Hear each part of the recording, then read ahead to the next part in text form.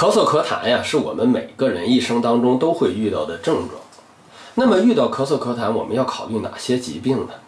不是说咳嗽咳痰呀，完全都是来自于呼吸道的疾病，还有一些其他系统的疾病。今天呢，我们这个视频就给大家掰开了揉碎了，讲清楚这个问题。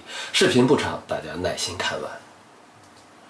应该说提到咳嗽，大家会想到这不是一个好的事儿，因为呢，它往往影响我们工作、休息、学习，而且呢还会有一些疾病。但是实质上来说，咳嗽是我们身体的一个防御性的、保护性的反射，它有助于呼吸道的异物的排出，比如说痰。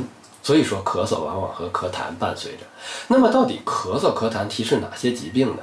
首先说咳嗽咳痰，肯定我们要想胸部的这些系统出现了疾病，尤其是呼吸道。你腿上有个疾病，很少带来咳嗽咳痰吧？没错，第一个我们要想的就是呼吸系统的一些疾病。应该说呼吸系统出现了各种的问题，都有可能带来咳嗽咳痰的症状，无论是支气管炎、肺炎、胸膜炎，包括气胸、支气管肺癌、肺脓肿、肺结核等等，只要是呼吸系统甚至包括喉部、会咽部有一些问题，这个时候人体都会出现咳嗽甚至咳痰的症状。但是它又不限于这个呼吸系统，在解剖上来讲呢，比如说心血管系统，在解剖上讲呢，我们认为它是心肺不分家。心肺不分家呢，实质上不限于解剖在病理生理学上呢也存在类似的问题。你比如说心血管的一些疾病，它也会有咳嗽，比如说某些瓣膜性疾病某些心衰、二尖瓣狭窄或者急性左心衰，这个时候患者也会有咳嗽。所以说有的时候有些咳嗽还不能光想呼吸系统，还得想到心血管系统。其实这一块胸部的这一块，除了这个心脏和呼吸系统之外，它还有一些其他的，比如说胸膜。如果胸膜有炎症或者气胸，也会带来咳嗽。所以说有一些胸膜疾病也会咳嗽。除此之外，还有一个大家可能想的不太多的，就是其实中枢系统的某些疾病也会有咳嗽，它是影响到这个中枢性咳嗽，就是你像脑膜炎有的时候呢它也会有咳嗽。说完了不同系统哪些疾病可能有咳嗽之外好多朋友说张大夫能不能细讲一讲？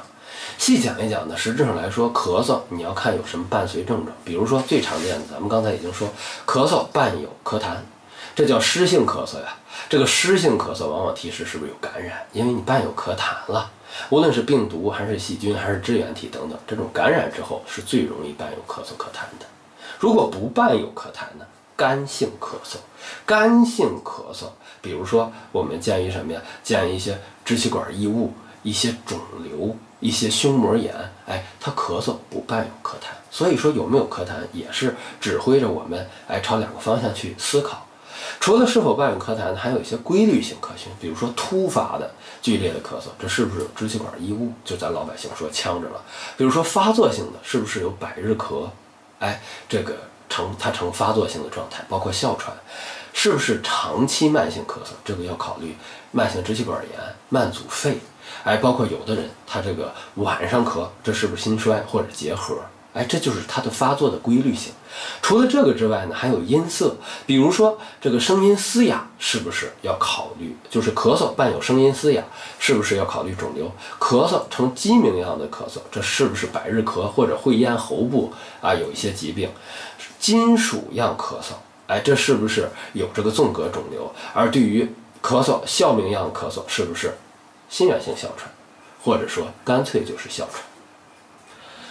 除了这个音色来判断，其实更多的是伴随症状，比如说咳嗽咳痰是否伴有发热，这就是感染的一个表现如果再是大黄痰这种表现呢，就有可能是不是细菌的呀？这个时候要做初步的这个检查。